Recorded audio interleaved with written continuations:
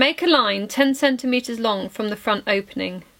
Then make a perpendicular line from the end of the line reaching to the chest point. From the neck point, measure 4 cm along the shoulder line and mark position, squaring across the shoulder line. Now make a smooth curved line from the shoulder to the chest line.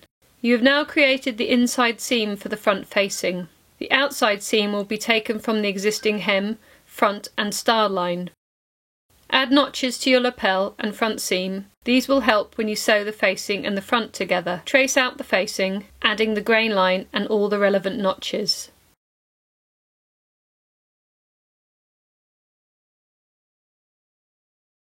Line up the front and back shoulders together and trace through the squared facing line. Now draw in the back neck facing, starting with the traced line, finishing 5 cm down from the centre back neck. Add 2 notches at the back neckline. Trace out as before, including the notches and centre back. Add 1 cm seam allowance all the way round. Cut the pattern out on the fold at the centre back. Label back neck facing.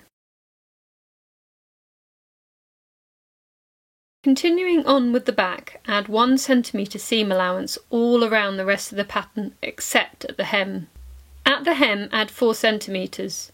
This is for a grown-on hem turn of 3 cm and 1 cm for seam allowance, totalling 4 cm.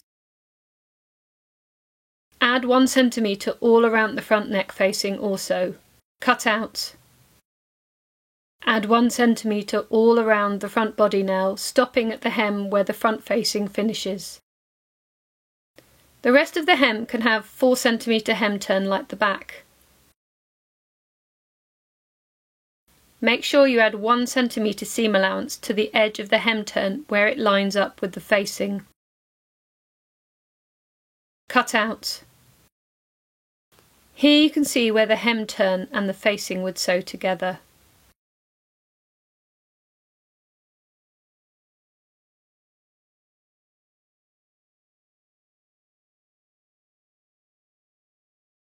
Here you can see the neckline is finished with a collar, made of 2 parts, a collar stand and a collar. The stand is stitched along the neckline to the first notch on the lapel. The collar is stitched to the top edge of the stand and onto the lapel as well, finishing at the second notch. Retrace out your collar stand on the fold, adding 1 cm all around, not forgetting the notches. Then retrace the collar, making 2 copies. The collar is made of a top and under collar, with a slight difference in the size between them. This is why you need 2 copies. Draw a straight grain line, add the 1 cm seam allowance to one copy, cut on the fold and label under collar. On the second copy, mark a 3 mm line out from the style line. This is the line which lays onto the body and is not stitched into the lapel. Remove the original style line. Now add 1 cm seam allowance all around as before.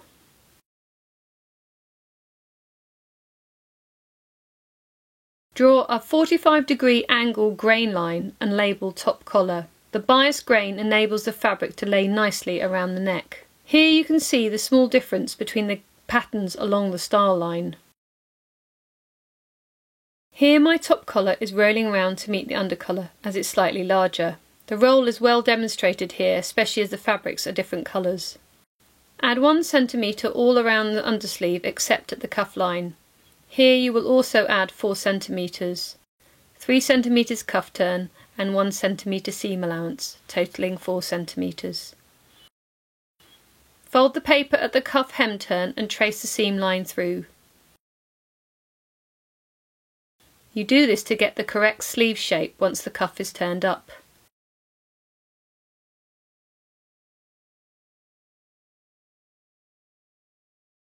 Make sure you add seam allowance as well.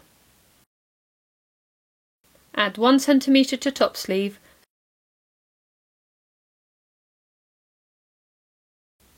add 4 cm to cuff line, fold and trace through the sleeve seam as before.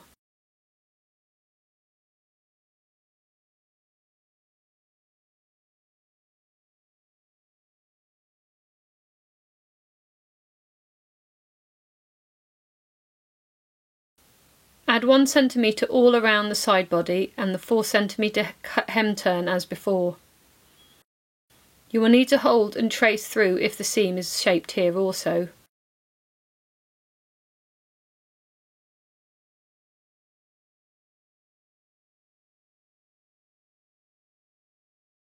Take the top and undersleeve and make sure you know which seam is the back sleeve seam on both. Double notch the seam if you haven't already done so. Now take the side body and place it onto the undersleeve at the underarm notches. Now walk your side body along the sleeve seam in the direction of the back seam and add double notches centrally as you go along. You can do this with a one-piece sleeve as well, as it's essential for construction. You can see all the double notches indicating the back seams of the sleeve and the side body.